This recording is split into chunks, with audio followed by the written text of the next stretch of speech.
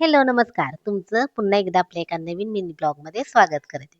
सध्या गरमी वाढते आणि आता 2 दिवसांनी होळी पण येईल आणि होळी आल्यावर तर अजूनच ऊन पडायला सुरुवात होते आणि मार्केटमध्ये छान अशी स्ट्रॉबेरी मिळते. तोपर्यंत स्ट्रॉबेरीचं नवीन-नवीन काय-काय खाऊन घ्यायचं.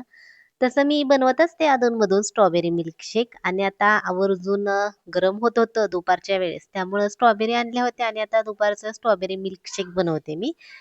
स्ट्रॉबेरी स्वच्छ धुवून घेतली, बारीक कट केली, मिक्सरच्या जारमध्ये घातली, थोडंसं दूध आणि साखर आवडीनुसार. आता खूप जास्त गोड आवडत नाही, तरी पण आपली बऱ्यापैकी साखर घेतली. नंतर स्ट्रॉबेरी फ्लेवरचंच एक ₹10 वालं अमूलचं आईस्क्रीम सगळं मिक्स केलं आणि माझ्याकडून स्ट्रॉबेरी काही थोडीशी बारीक झाली नाही. झालं का मी दूध जास्त घातलं आणि त्यामुळे मग स्ट्रॉबेरी बारीक झाली नाही. तसं पण चालते. वरून थोडीशी स्ट्रॉबेरी कट केली, थोडंसं आईस्क्रीम मस्त असा स्ट्रॉबेरी मिल्कशेक तयार झाला. संजीचे पप्पा चाललेत आता बाहेरच्या देशात. त्यामुळे त्यांची चालली शॉपिंग. लवकरच आमची अॅनिव्हर्सरी येते त्यामुळे त्यांच्यासाठी घेतलेत कपडे. माझी साडी बघून झालीच असेल. संध्याकाळी आम्ही 5:15ला ट्रॅकला फिरायला येत असतोय.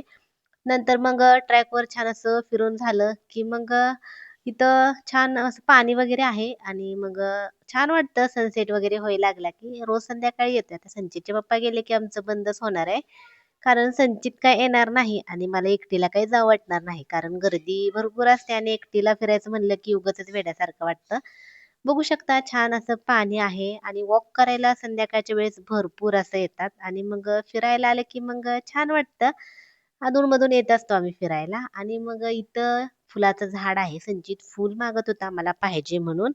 मग त्याच्यासाठी फुलं आहे तर काढून दिलं. नंतर एक अर्धा पाऊण तास फिरतो. आता चाललोय आम्ही रिटर्न माघारी आणि मग संध्याकाळचं बघता-बघता असं वारं सुटलं आणि पाऊस पण आला. चला आजचा मिनी ब्लॉग कसा वाटला कमेंट करून नक्की सांगा. बाय.